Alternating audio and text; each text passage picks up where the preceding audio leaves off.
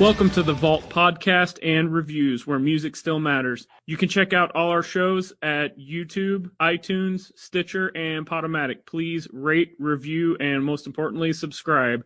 Also, make sure to check us out on social media, Facebook, Twitter, Instagram.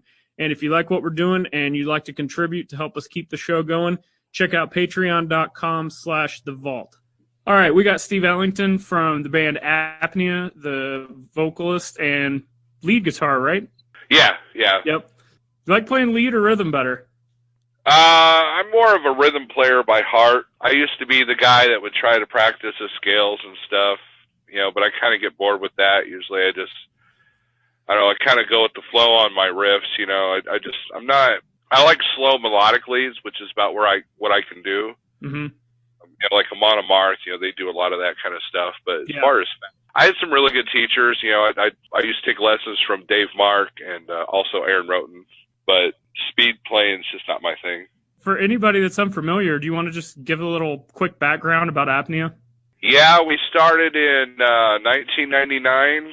I was in a band called Sickened, and the main lead singer, he left the band, so the remaining of us, we became Apnea, and I've had several different lineup changes, and we've been around a long time. We've opened up for Immolation, Lamb of God, 6 Feet Under, 3 Inches of Blood, Metal Church, MOD, Crisis. I mean, we've played with a wide variety of bands in the last, 16 years we've been together. So we're influenced by death, thrash, doom. Earlier Apnea stuff is more thrashy, more doom, and then the current stuff is more death metal with touches of black metal, but we still have our doom elements. So yeah, I think I saw you guys on that 3 Inches of Blood Metal Church show, which was ages ago, but that was a totally awesome show, and there was like 30 people there. Yeah, that was and a lot of our shows have ended up that way, which is why a lot of promoters won't bring those style of bands here. It's like, Seth, he's always talking about how the old school metal doesn't make money for him, and he lost money on the Cannibal Corpse show, which, in some ways I can understand that, but the Cannibal Corpse show was packed. But when you bring in Metal Church or MOD, guys that, influence me, be at, there's only 30, 40 people there, you can't grow a scene out of that, One of my best memories of that 3 Inches of Blood show is this. I wasn't really familiar with the band 3 Inches of Blood. I'd heard some of their. Oh, see, that's the main reason I went at the time. Yeah. So I didn't know who they were. I mean, I knew who they were, heard a couple of songs, but this guy comes up to me with this what I call the weird accent, and he's like, he had heard us play in another band, Forever Shadows, which has Greg Potter from Public Assassin. They played too, and he comes up, he goes, "Wow, it's very rare that we like the opening band, and you guys are really tight for an opening band, That's awesome. Just, and I didn't know who he was. I thought he was a roadie, maybe, but then 3 Inches of Blood goes on. It's one of the guitar players. I was like, wow, okay. So sometimes the biggies do pay attention to the local openers. So Yeah, cool. Jamie, he was the screaming vocalist for them. He was standing literally right beside me for you guys, and then I think there was like 1 or 2 other bands that played before then also. And he was just hanging out beside me, and I didn't, like you, I didn't think anything of it. I didn't even talk to the guy. And then the next thing I know, he's up on stage, and I'm like, oh, all right. Because I knew the band, but I had only bought their album and heard of them about 3 weeks prior to that, and I didn't know what any of them looked like or anything. I just knew the music. And then afterwards, we had fun talking a lot of like 80s metal. In fact, I had a Cinderella shirt on, and he's like, it was actually the guitar player, probably the same guy that you were talking to. They had 2, but he's like, I'm only going to sign your stuff and sell you these other CDs if you promise to burn that Cinderella shirt when you leave. So that's one of my, you always like to bank up those concert stories that you've accumulated over the years, but. I've seen you guys around a lot of places. Like I live about an hour away from Springfield now, so I don't get up there as much as I used to. But at least I've seen you a couple times. But like you said, it does seem like around here a lot of metal shows struggle. Like you said that they lost money on the Cannibal Corpse show, but I heard it was sold out. I mean, how does that happen? Well, a lot of these bands, of that caliber and of that age, a lot of these guys, they can't afford the tour 24/7. Cannibal Corpse is one of the few death metal bands that actually don't have to work for a living as far as, having regular jobs. But so a lot of these bands like that, like 3 Inches of Blood, or bands of that caliber, they have to have high minimums for them to tour, because usually they're touring during, their month off from work or whatever. And, it's like, I talked to members of Flotsam, and that's kind of Flotsam and Jetsam, and Right. They all had regular jobs, but they all have dead end jobs because they know they got to quit to go tour. It's kind of amazing. I guess to go back to what we were talking about, a lot of these guys have to have high minimums just to tour. So I imagine that Cannibal Corpse probably had a high minimum, but one of the arguments you could have for that though is Ruben Medina down in Fayetteville is he's brought Anthrax down there. He's bringing Fear Factory down there. He had Exodus. Of course, that was more in Little Rock, but Arkansas is actually, waking up and kind of kicking her butt on the old school metal, and a lot of it's the promoters too. Seth is really good at what he does, but he books what he likes, and his preferences make money because they appeal to the younger crowd. And as a promoter, back in the day, I used to do a lot of promoting myself. I get the business end of it, so I get it, but at the same time, you got to find the right balance, and it's a difficult situation. And, like I said, Seth's got it going on, but there's a lot of promoters in Springfield that didn't. So they were spending the money poorly, or they would get bands to open up for them that just played last week, or they play all the time, or there's a lot of openers that we've played with that, their crowd leaves when their band's done, that kind of thing. And that hurts too, I mean, I remember the Lamb of God show, one of the bands that was opening with us, they literally put Lamb of God like they were the openers on the flyer. I forget the name of the band, but it was just kind of, it was like, this is our CD release part. Oh yeah, by the way, Lamb of God's playing, so it's like, it's a mixed bag. That doesn't surprise me with all the egos of some of the local bands that I've seen when I've showed up at shows like that. Yeah, and this is kind of a rule of thumb. Every local band, I don't care who it is, what kind of music you play, they have all gone through a phase where they think that they're the top stuff. And the only way you can really kind of prove it is by playing out of town. I know bands that, they get 200 or 300 people on their own here, but then they play in Tulsa and 5 people show up, and then, it kind of brings them back down. We even went through a phase where we thought we were not the best, but, we thought we were top notch. But over the years of playing in different bands, I kind of see the signs, and the way that we were getting shows like Lamb of God and Immolation and 6 Feet Under is that we showed up and played. Other bands, they were worried more about their makeup, or they'd show up late, or they had a really crappy sound, but they were really, blaming on the sound man. And we just went up there, plugged our amps in, set up our drums, and we were ready to go. We learned through the process not to create drama, not to act like rock stars, and I try to be supportive of all bands, no matter what kind of music it is. So since we were talking about you guys playing, let's talk about the latest album, The Great Ruiner. That's correct, right? Late 2015 release. Yep. No physical copies yet, which that's what I'm holding out for. But if you want to just tell everybody a little bit about the album and where they can find it for right now. Bandcamp, there's a digital version, and as far as the physical copies, we did our artwork through Carl Dahmer. So we got this killer album cover, and then Paige Townsley from Vor is doing the layout. He's putting her logo on it and doing the spread. And I was literally at National Audio yesterday getting a template from them so we can get the physical copies made. So they'll be made within the month. We haven't planned a CD release party yet, but it's called The Great Ruiner, and there's 8 songs. The last song that's not available digitally, but it will be on the album, is a Slayer cover for Black Magic. Nice. And it features Matthew Newkirk from Curmudgeon on leads. So cool. It was recorded at Cloudy Eye Tavern with Matt Glosser. It's heavy. I mean, it's all I can say. I mean, it's just, if you want like to know what Crowbar would sound like if they played death metal. That's the sound I was going. I've listened to it. Even like I said, I'm still gonna buy the physical copy, which we're gonna talk about that in a minute because I always like to pick people's brains about physical and digital and all that. But it's a fantastic album, and I can't say that I remember. Like, whatever it was when I saw you guys play, like early 2000s, I noticed on this album there's some clean vocals, which like was I'm not a huge fan of the the good cop bad cop contrast vocals that a lot of the hardcore bands and stuff like that use. Right. But it, like, the clean vocals on here that you did, like, stood out to me. I was like, whoa, that's awesome. So do you prefer singing one way or another? Well, here's the story behind that. So back All right. in 1994, I had this idea that I wanted to be in a band where there was two style of vocals.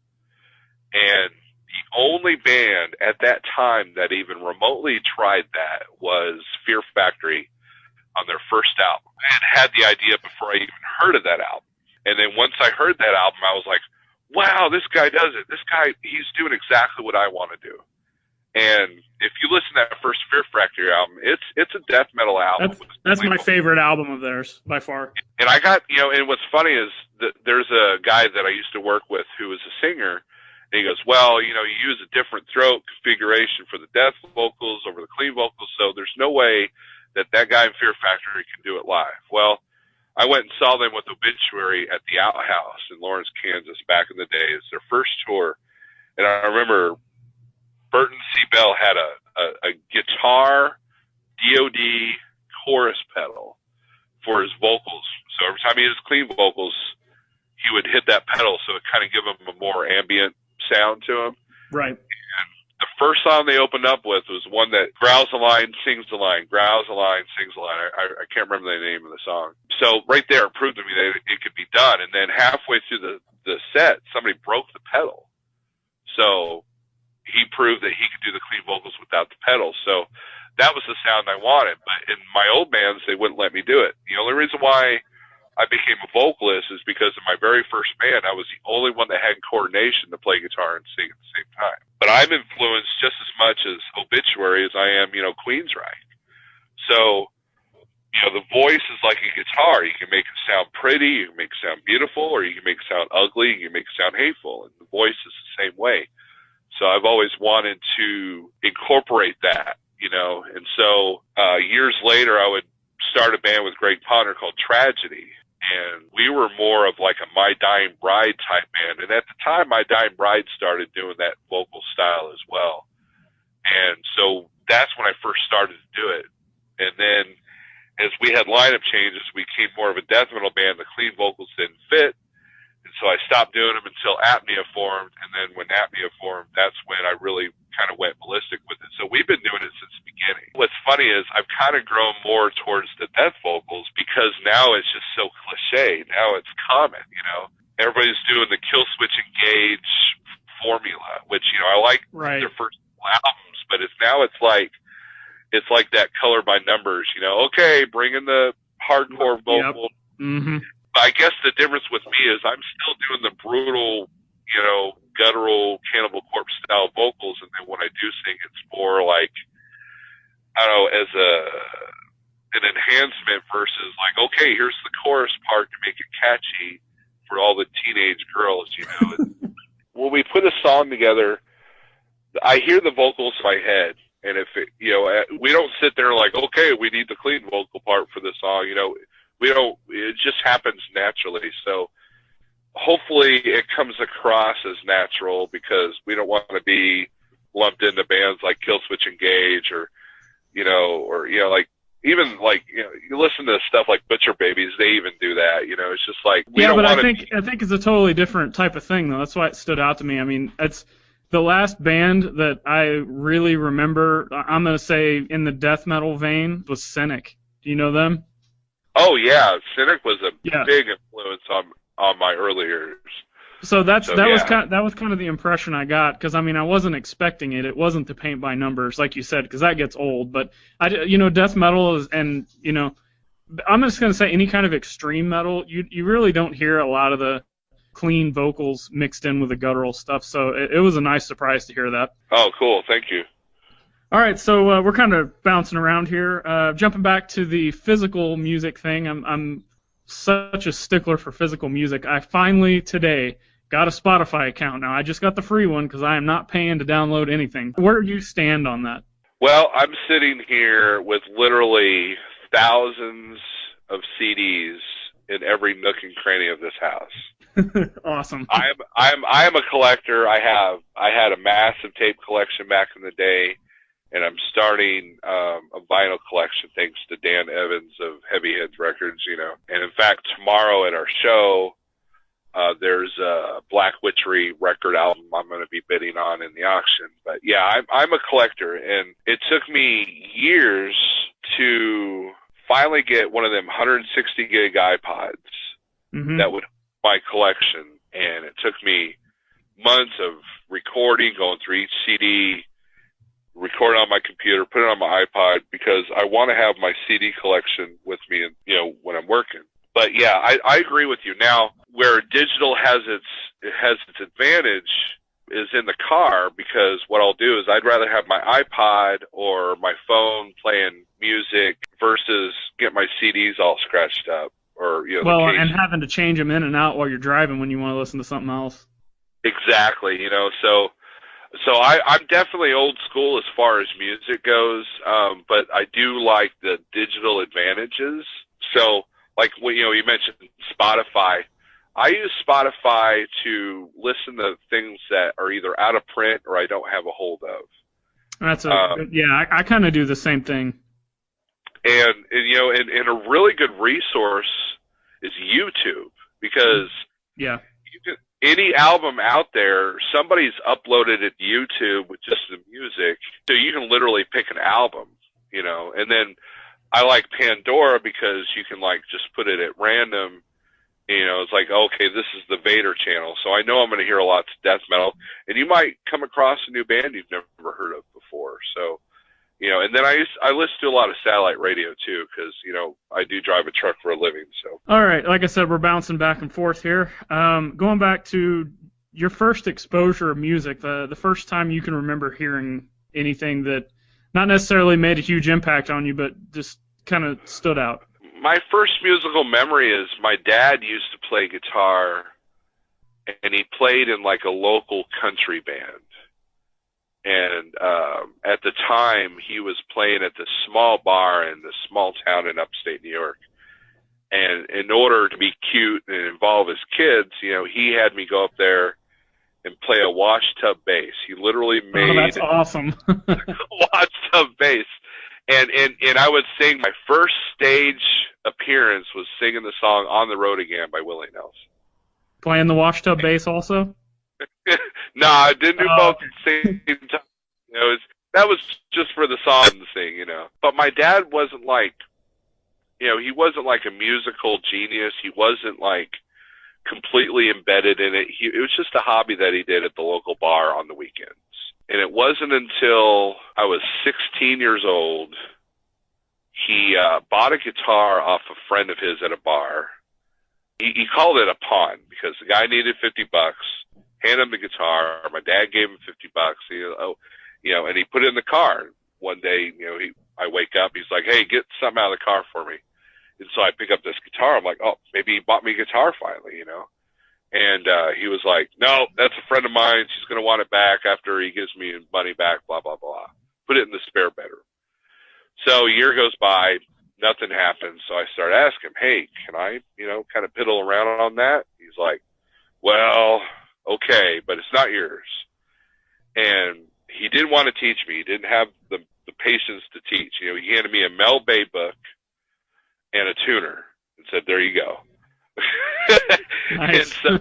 and he wrote down the chord progression for House of the Rising Sun. And and then eventually I bought the guitar off of him, and then he basically ended up giving it to me, and then it just kind of spiraled from there. All right, so the next question then, and maybe I'm jumping ahead if you want to go backwards a little bit, but you start playing, and then what was the first album, band, song which really stood out like that, music was going to be more than just background music or a hobby, or it was going to be something that you're just really into? Believe it or not, it was actually Stryper was one of the first metal bands I really got into. Awesome. I love Stryper, so. And they were also my first concert. They played Springfield with White Lion.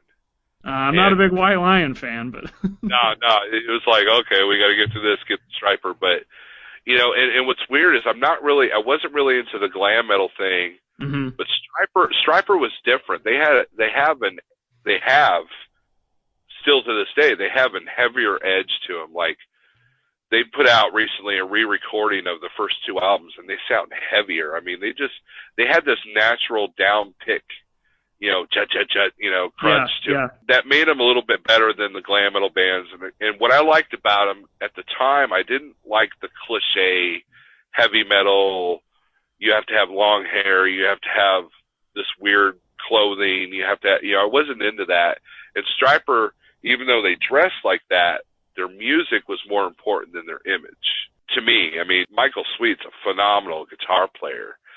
So that was when I made the jump from music became an emotional outlet than just background noise.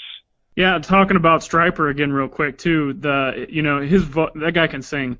I mean, the vocals were totally different. They may have been higher, but they were so good, and they sounded more like he cared, I guess, than some of the other kind of glam bands, which sounded to me, a lot of like cheesy bubblegum style of vocals. Does that make sense?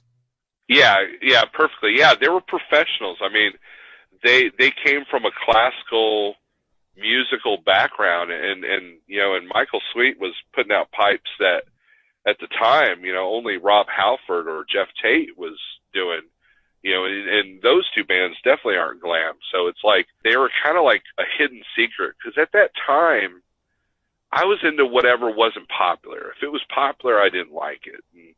And Stryper came, I don't really necessarily like the Stryper ballads, but the heavier songs, it was like, oh, this is for me because no one else knows about this. So, and that's how I kind of got into the underground music. It's like, oh wow, no one's ever heard of this. I want to hear it. Another good example is Faith No More. I was into Faith No More before they got popular, and then when they got popular, I was like, yeah, whatever, But yeah, I just kind of considered this, if it was underground, I'd never heard of it, and so I went in this rampage where I would go collect tapes. Back then Springfield had these used tape stores. Hey, those are coming back. You know that? Yeah, I've seen that, and that's when I really started making connection with the underground. Oh, Blood Feast, I've never heard of them. I'm buying that tape. Yeah. Oh, this band, I'm buying that tape. I remember I was at Milwaukee Metal Fest trying to sell tapes from the band Sickened I was in, and this guy comes up, he goes, "Why should I buy your tape? I've never heard of you before." And it just completely boggled my mind as someone that would have that mindset, because for me it's always been the opposite. Oh, I've never heard of you. Let me check that out. That's exactly how I am, yeah. Mm-hmm. So yeah, it just evolved from Stryper to Judas Priest to Iron Maiden to Metallica, and then it just got heavier and heavier and heavier. And then I got into death metal when it was first starting, when Obituary and Death and those bands were coming in. It just something naturally just gravitated towards that. So.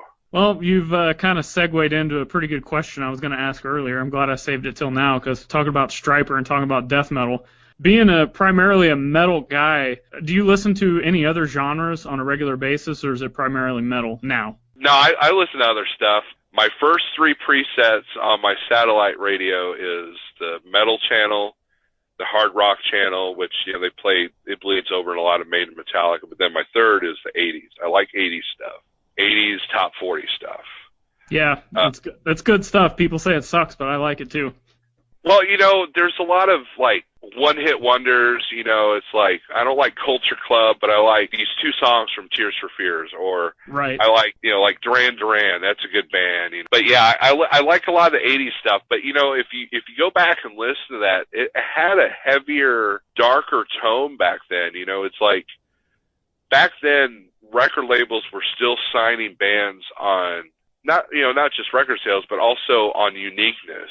You listen to the Police or Duran Duran or Billy Joel. These artists were all different, and nowadays record labels only sign, who's the next Britney Spears? Who's the next Christina Aguilera? Who's the next Adele? And they want it to be the same, whereas, these bands in the 80s, they were still bands like Eurythmics. You know what I mean? Yeah, exactly. And even some of that stuff's before my time, but it seems like I'm listening to a lot of that stuff more than I am new bands, which I hate. I kind of went through that period when I was a teenager, probably similar to you, where I wanted everything that nobody knew. I wanted anything that was new. I didn't care about the genre even, whether it was rap, country, pop, metal, black metal, whatever. I was listening to it if it was new and different to me. But now it's like there are fantastic new artists out there, and I still try to find stuff, but I just still find myself going down the crazy rabbit hole leading me back to the 70s. You know what I mean? Right. And that's the thing. I had 3 older sisters, so I was exposed from everything from 70s to my dad's country roots. So, the satellite radio is really perfect because I'll find myself listening to the old school country station or outlaw country, or every now and then I'll throw in some 70s, So there is a wide variety there. I'm pretty open-minded when it comes to music. I even like, my son likes Adele. Mm-hmm. And I even like some of her stuff because I was up late one night and she was doing this concert on PBS where it was just her and a piano player. No lights, no special crap. She wasn't dancing around like the rest of these people.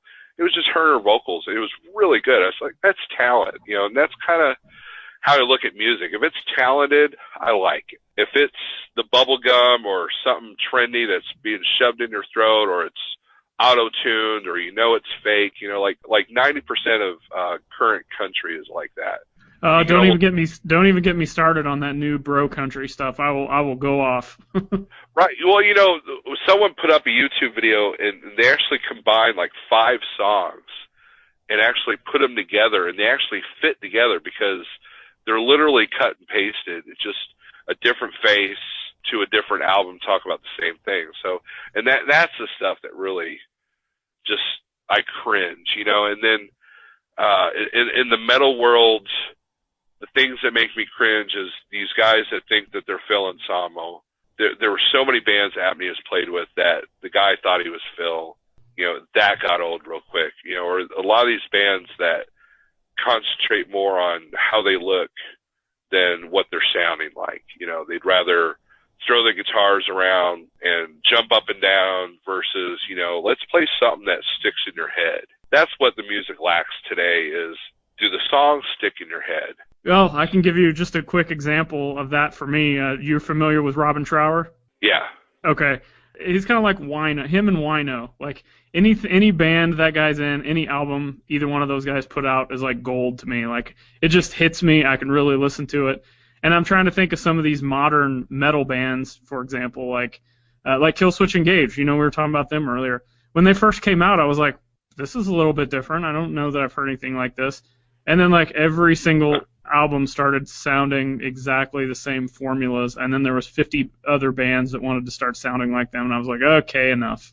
Exactly. That's been my biggest complaint is like, okay, I like Killswitch Engage, but we don't need the 50 bands trying to sound like them. I like Pantera, but we don't need the 50 bands that sound like them. And there were a lot of people that accused a lot of bands trying to sound like Metallica, but in reality, if you look at the original Bay Area scene, each band had its own little different something or other that made them, stand out, so they didn't sound exactly like Metallica, and what's weird though, I think like that, but then I can listen to brutal slam death metal all day long, where the bands definitely do sound like each other. So it's kind of a mixed bag. But I'll tell you a story. I was at a show, and it was a lot of bands that I'd never heard of, local bands. They were doing the trendy thing, and this guy comes up to me and goes, "Hey, you're Steve from Apnea." I'm like, "Yeah, I think he said he was in Troy."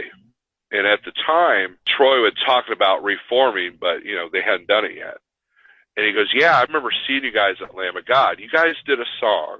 And he hummed the riff. It was our song, Victimized. I told him exactly, "Yeah, That's the song Victimized. It's on our Jaded Purity album. He goes, yeah, dude, we play that riff at practice, like, as kind of a warm-up, as kind of like, hey, this is cool, you know, not really mocking you guys, but just doing it because we like the riff. Yeah. And I'm like, and I said, well, and he and I were having the same conversation about these new cut and paste bands. And I was like, well, see, there you go. You saw us one time opening up for someone else. You don't have any of our albums. We're not played on the radio, and you still remember the riff. That's what we're about. You know? That's amazing, really. That's an awesome story. You know, and Public Assassin, you know, they're the originators of the scene here, and right. That you listen to a Public Assassin song, it's stuck in your head whether you want it there or not. That's what makes a band so addictive. Is if you go home humming their riffs, you know, you're good. I mean, that's why I like Amon Amarth, you know, so much, because I mean, you get one of their melodies in your head, and you're good to go. You know. Well, and a lot of times, in my opinion, less is more as far as the riffs go. As far as like, you know, having maybe 3 or 4 different riffs to carry a song. But again, with Robin Trower, man, that guy, like, his riffs are gold in my opinion. But there's nothing really to them. I mean, do you know what I mean? Right. Yeah, that's kind of how we write. That influence comes from Flotsam and Jetsam. They were a huge influence on me. They were like the perfect blend of Metallica and Iron Maiden, and of course Jason Newsted used to be in the band, right. And they were shredders, man. They could play leads like crazy, and they had these difficult riffs, but they weren't afraid to sit there and chunk on an open chord, you know, just for the song, to make the song a song, not just, hey, look what I can do.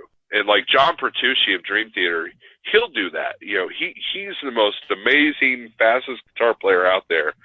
But then he's not afraid to sit there and chunk on 3 chords if that's what the song calls for. And that's kind of how I write. That's kind of how I approach. You know, I could sit there and try to pretend I'm like an Origin or Nile, which I love those bands, but that's not my writing style. You know, I don't want to sit there and be a spectacle. I want to write songs that emotionally grab you and get your aggression out when you're at our shows.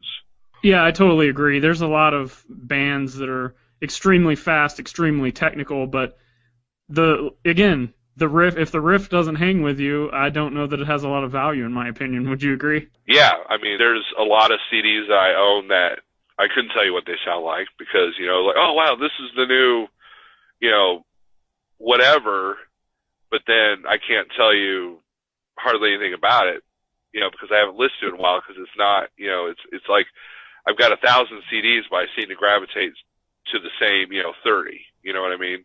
Right. Or a lot of bands like will have 5 albums, but you only remember 1 song from each album. And it's like, oh, well, just do a whole album like that, you know? So. Going back to talking some more about some music you're into, what are some artists, albums that you're into? We already mentioned a few, but maybe some that people you know make fun of you for it, or you don't really want to make public, but now I'm going to make you make it public. And from any genres, anything. What do you got?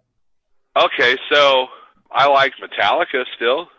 Yeah, as weird as that is, it's like unpopular to like them. I get put on blast all the time. I love Load and Reload because I like a lot of that hard rock stuff, not necessarily metal. So I know what you mean. I like Load. Reload has a few songs that is unlistenable, but Death Magnetic was awesome. I had chills when I listened to that. And it's almost trendy to make fun of them, so I was just like, you know, yeah. Well, I'm not trendy by not making fun of them. You know, of course, I already told you about the 80s stuff.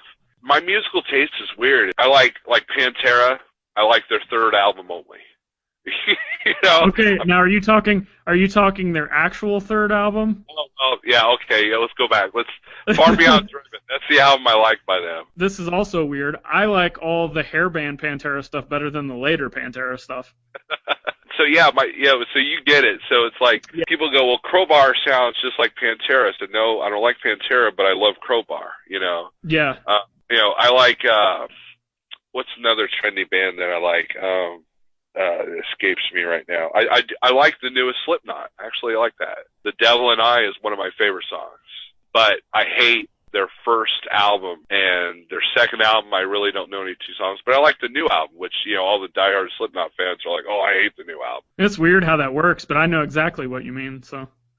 Yeah, it's almost like I kind of look at it song by song, not, what's popular. A lot of my friends, that are into the brutal death metal or black metal, they probably don't like the fact that I'm into, like, Whitechapel. I do like Acacia Strain. I still like a lot of power metal, Manowar. Manowar I get made fun of a lot. King Diamond, I get ridiculed for that. Are you kidding me? I've never met anybody that likes metal that didn't like King Diamond or Merciful Fate. Right?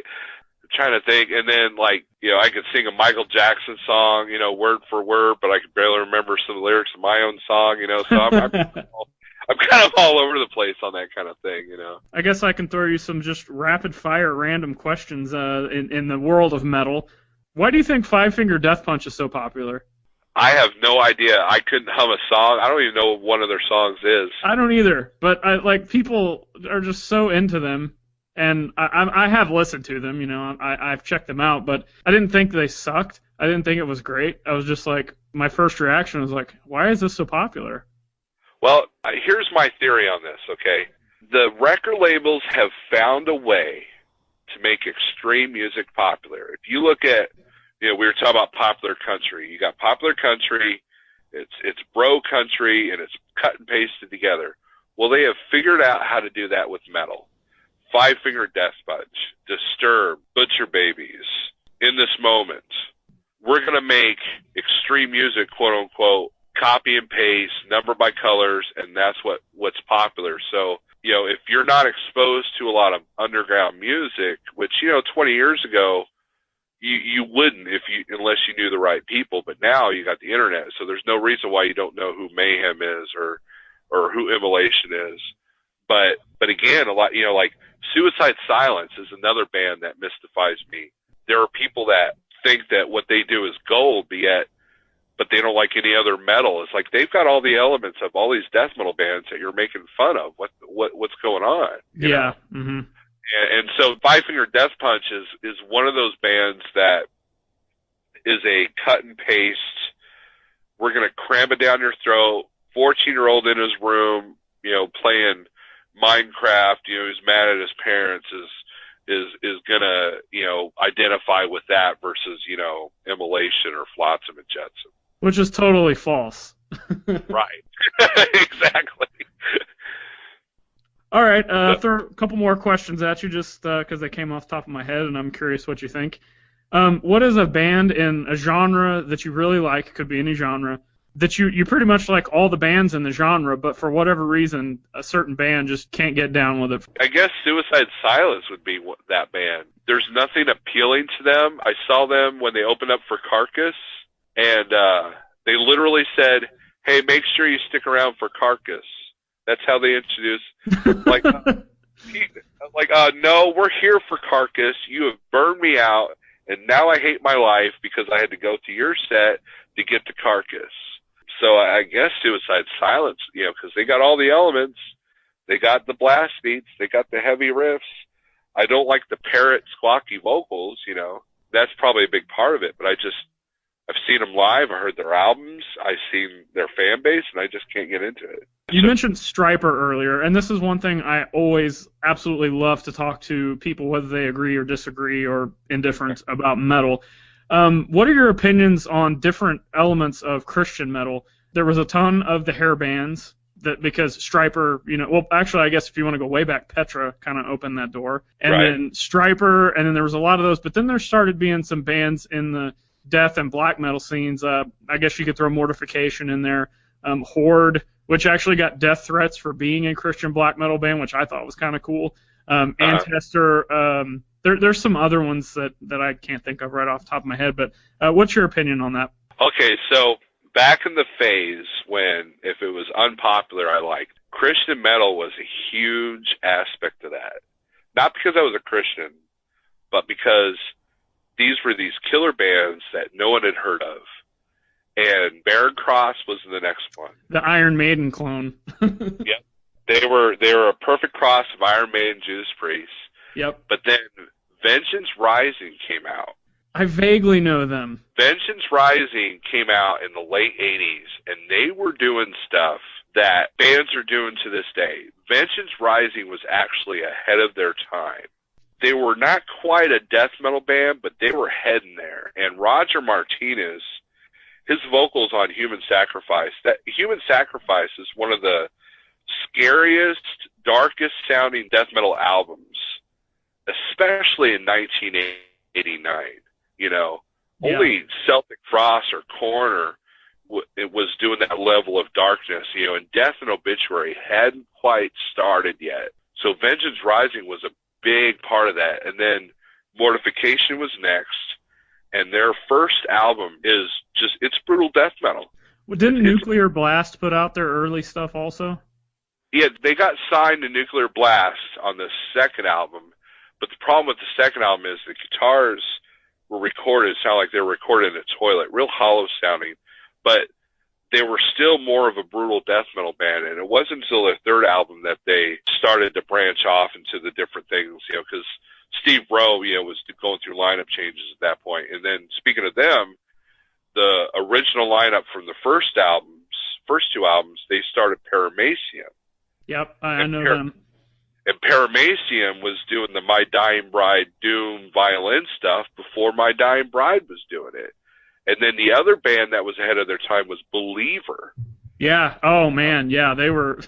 I got a compilation album that had. I don't remember the name of the song, but it had a Believer track on there. And when I was in like 6th grade, so this was after kind of after when they first came out. And I was like, holy cow, this sounds nothing like everything else on here, and I love it. Yeah, the Believer, they were like another thrashy band that had unique vocals, and they weren't afraid to play with secular bands. And they were the first band that I ever heard that would bring in a female opera singer, which is the current trend in a lot of bands right now. And they were also one of the first bands to combine classical instruments with metal. You know, if their second album, there's a song called Dies Irae.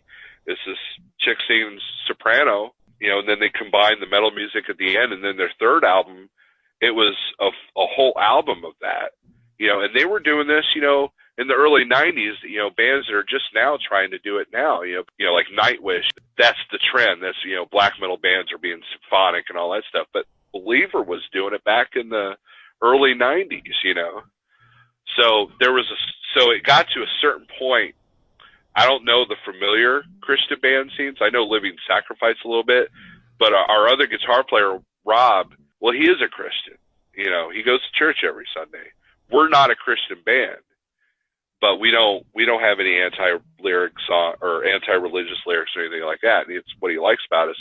But he is heavily still into the Christian metal scene. And that's why I wanted to get your opinion. There's so many good bands out there, but people just do not give it a chance because it's Christian. I mean, that's like, I'll just use myself personally. A lot of the black metal, I'm not agreeing with their stance on any of that stuff, but I still listen to it, and I'm not offended or anything because musically it's just great. So I just wish more people would give it a shot. Well, you know, I think a problem with the Christian metal scene is like, and Deliverance is another good one. I had to throw that out there because I forget about them. But is that when you talk to a diehard Christian metal guy, he's like, "Oh, the Deliverance, they're like Metallica, or you know, Vengeance Rising, they're like Celtic Frost. You know, it's like we're the near beer version, you know." And so there's a lot of Christian metal bands that, okay, we need to be the Christian version of Slayer, so we got to sound... The early Living Sacrifice is exactly that. Yeah, so I think you lose a lot of fans that way because people think that, oh, you're just trying to imitate Slayer and not write from your heart. And that's one of the things that I loved about Vengeance Rising and Believer was that, you know what? We're angry metal guys just like you, but we just happen to believe in God, and we sing about it, you know. And the lyrical content, if you read it, is still pretty brutal at times. Oh, especially Vengeance Rising, you know. And what's interesting about Vengeance Rising is my wife's old band, Backhoe Butchery. She comes up to me one day and she's like, "Hey, we might be opening up for a band called Vengeance Rising." I'm like, "You're kidding." And what it was Roger Martinez actually, I guess, I don't know if he has problems, but the Christian world completely rejected him. He became a Satanist. He was still playing Vengeance Rising songs, but then completely denouncing everything he was talking about.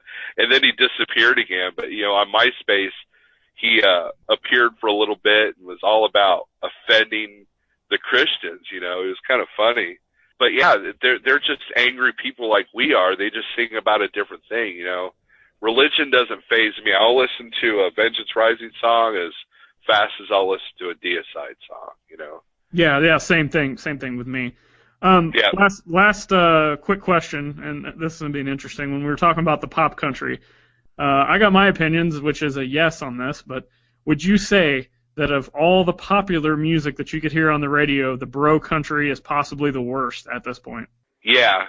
In my opinion, worse than the hip hop stuff, worse than like the Lady Gagas of the world. It's become so bad at this point. I would agree with you wholeheartedly, because it seemed like I was at a restaurant or a truck stop where that was being played over the airs, and I was just about ready to kill something. People say, oh, heavy metal makes you suicidal, or heavy metal makes you want to kill people. No, it's bro country that makes me want to do those things, you mentioned Lady Gaga. There was an interview with her on Howard Stern, and she sang her songs with just her and a piano. And guess what? We discovered that she can actually sing. Yeah. So a lot of her stuff is manufactured by producers, Okay, you got to have a good dance beat. You got to put 100 good-looking dancers behind you. Boom, there it is. But the bro country, it's like, it's the same thing. It's like, I don't get it, dude. I just don't. I don't either. I love old country and like even the early 90s stuff, like Aaron Tippin and Garth Brooks and stuff like that. I'll listen to that stuff too, but man, I don't get the new bro country stuff, but I'll move on because I've talked enough about that on our previous shows. So this is also might be tough for you, but I gave you a little bit of a heads up on it. What would you say are 5 artists, and it could be any genre, 5 artists that you would say the most influential in your life as far as just becoming a music fan, getting through hard times maybe, or, forming your band and continuing to play in Apnea? Iron Maiden. They are my favorite band of all time. Did you see them not too long ago? Yeah, I went and saw them in Tulsa. Right. I thought I saw where you had posted that. Amon Amarth. Amon Amarth is one of those bands that you don't have to listen to a sample online. You don't have to. You could go out to the CD warehouse and buy their album knowing what you're going to get. They're not going to come out with the jazz part. They're not going to, suddenly Spinal Tap Jazz Odyssey in the middle of it. Yeah, exactly. You know what you're getting. Let's see. Flotsam and Jetsam was real huge with me. They're another band that could do no wrong. They could put out a jazz album and be like, oh, I love it. Yeah. Crowbar. Oh yeah, that's a good one. Their newer stuff isn't as memorable, but we had an opportunity to open up for them, and they were coming to Springfield. We were the opening band, and we're like, all right, we're going to bust out all our slower, doomier songs for this show. And they ended up canceling the tour, and so they could tour with COC. I was so disappointed. And Vor from Fayetteville, they are part of what we call the Ozark Mountain Death Metal. And Paige and I have talked about how the Ozarks has a certain sound. You can hear it in Vor, you can hear it in us, you can hear it in Public Assassin, you can hear it in Curmudgeon. It's like a combined death thrash thing. That now that you say that, it is all adding up. Yeah. There was a time where I was in 3 bands. I was a drummer for Backhoe Butchery, and I was the bass player for Forever Shadows, and we all have the same vision, So Vor is a big part of that, because I think out of all the T-shirts I got, I own Iron Maiden Vor shirts the most. I think Cannibal Corpse is another one. As far as like the death metal stuff, they do it right. I'll give you a newer band that I'm into is Witchcraft. Oh yeah. Now see, if you want to get into that, I don't like their newer stuff. Dude. The first 2 albums I think are fantastic. Have you heard those? Yeah, I've got everything in Legend, but Legend is just so. Yeah, it's got a little bit of commercialism feel to it, just a touch. But then the newest album, it's like they combine, okay, let's add this little bit of Legend, but then put our older kind of nuances, you know. I think one thing that got it for me, and I don't know that you will have noticed this, but I think I remember reading on the previous albums they were recording with analog, and then Legend, I'm pretty sure was a digital recording. And I think for me, that's when I lost it. Like, because there's a lot of bands and that have a similar sound to that, like Donova, Christian Mistress. I'm sure there's some others that I can't think of right now, but their first couple albums are recorded analog, and they just have this feel to them. But if they switch to digital, it loses a little bit to me. I mean, does that make sense at all? I would agree wholeheartedly. That's the difference. You know, that touch commercialism, I guess that's what it is that digitalization. Yeah, because I think musically it's all still there in Legend. Right, you know, but the new album, I don't know if they recorded analog or digital, but it has the feel of everything. And then the other two bands that I would list would be My Dying Bride and Candlemass, both old and new, and Solitude Aeternus. Those are the bands that boils my blood. You know, I just love it. I'm passionate about it. And then another death metal band would be Immolation, because they just create this essence. You listen to an Immolation album, it's not about the songwriting. It's about, they create this essence, this ambience of death metal, and it's how an album should feel. You know, it's like I heard the newest Hate Eternal. I have the newest Hate Eternal. It's a great album technically, but Yeah.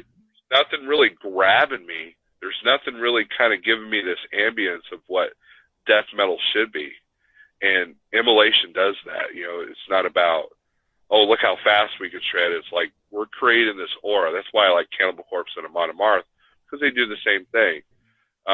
I love technical death metal bands, and there are times when I'm in the mood for that. But when it comes to the go-to stuff that's stuck in my head and that I go to on my iPod, or I go to the CD collection, it's those bands that I've listed right there. We're going to end it tonight. I'm sure we could go on for hours just talking about random stuff, especially if it has to do with metal. So maybe we'll get you on some other time just to, talk about random stuff. Maybe we could do a whole show where I just throw random metal questions at you and see what comes of it. I would love that. That would be awesome. All right. Well, then we will for sure do that again. Before we go, though, let everybody know every single place they can find information and music and anything else about Apnea. Okay. If you go to Facebook and type in Apnea, but you got to look for the Apnea. It's got the capital A's on each end of the word. That's us on Facebook. We don't have 500 likes, so it's not facebook.com/apnea. It's facebook.com/apnea with the 30 numbers. It should say Springfield, Missouri, too, right? Yeah, and so if you search for us on Apnea, we're easy to find because two capital A's are the two A's are capitalized. We're on Bandcamp. We've got 2 albums on there. As far as physical CDs, we're sold out of everything right now. Keep an eye on Facebook. We don't have a website right now because I was tired of wasting money on it. Because Facebook seems to do what I need it to do. For free. Exactly. And that's where we do our shows. If you follow me personally on Facebook, Steve Allington, that's me. I do a lot of band stuff, and I also do a lot of trucker-related stuff. If you type in Snorelord on YouTube, you'll find my channel, which we've got a few. We've got a lyric video for one of our songs and a couple of releases. Then we also have some fan videos that people have, this other truck driver posted. He used to do a lot of driving videos with their music. But Bandcamp, Apnea, and that's where you'll find our digital stuff, and hopefully our new album will be released within the month. Look for a CD release party by summertime. Yep, that's what I've been holding out for. I've listened to the album several times on Bandcamp, and we're going to review it at some point. We're kind of behind on material right now, believe it or not. We're like a month backed up, but once we get caught up, we're definitely going to do a review of this album. And Steve, thanks for coming on, and I'm going to hold you to coming back on and just telling you about random metal stuff. I would love that, dude. I appreciate you bringing me here, and I'm sorry it's taken so long. Oh yeah, I failed to mention. I think we've been trying to set this up for like 6 months. Yeah, I'm bad about that. You know, the last 6 months have been kind of rocky in my personal life, you know, and so it's just I'm just now getting to the point where I concentrate on the band again. There was a 6 month period that we didn't even practice. We played a show in September and didn't start practicing again until late January.